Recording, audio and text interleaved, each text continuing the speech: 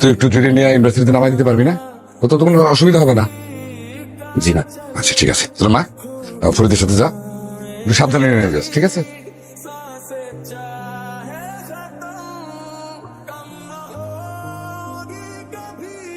এখানে দাঁড়া। আমি যাই, আমার একটু এই কাজ আছে। আপনি আমাকে ভালোবাসেন? তা চলেন আমরা এখন ডেটটা নিয়ে আলোচনা করি। এই তো, এই তোমার জীবনে চলে আসছে। ভাবি ফোন দিছিল যে এর বিয়ের তারিখ ঠিক হয়ে গেছে। তুই কিছু এটা পছন্দ করস? আপা আমার বিয়ে ঠিক করছে, কিন্তু আমি তো বিয়ে করবো না। কেন, তোমার কারো পছন্দ আছে? আপনি জানেন না আমার পছন্দ আছে কি নাই? চলেন না ফরিদ ভাই। আর কি পাগলামি করতেছো? বড় বাবা পালাই যাওয়ার পরে চাচার অবস্থা কি হয়েছে দেখো না? চাচারটা খাইছি, চাচারটা পড়ছি। আব্বা মারা যাওয়ার পর থেকে তো বাপ হিসেবে তারই জানছি, আবার যদি তোমার নিয়ে পালাই। সিসি, আমার কথা আপনার মনে আছে? আমার কথাটা একবার আপনার মনে পড়লো না?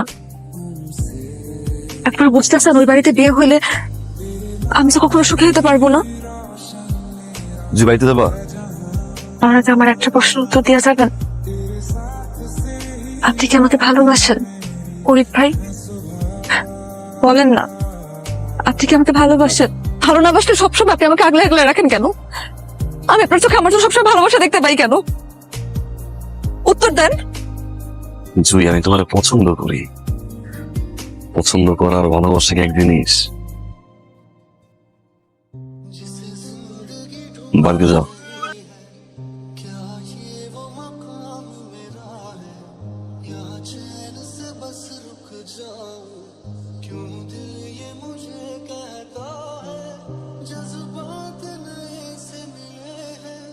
আপনি আমাকে ভালোবাসেন? তোর কাছে আমার একটাই খাওয়া, আমার মান সম্মান ফিরে পেয়ে কথা।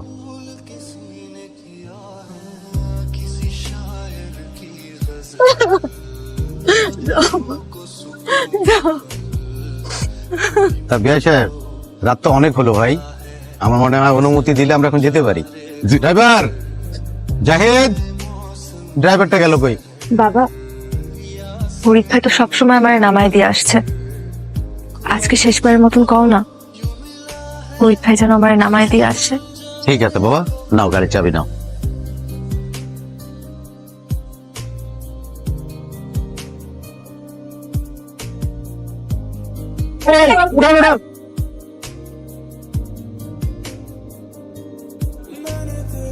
কোনোদিন বলতে পারি নাই তোরে আমি কতটা ভালোবাসি, অনেক বেশি ভালোবাসি রে জুই। তোরে ছাড়া কিভাবে বাঁচবো রে? কারণ আমার কাছে তুই জীবন।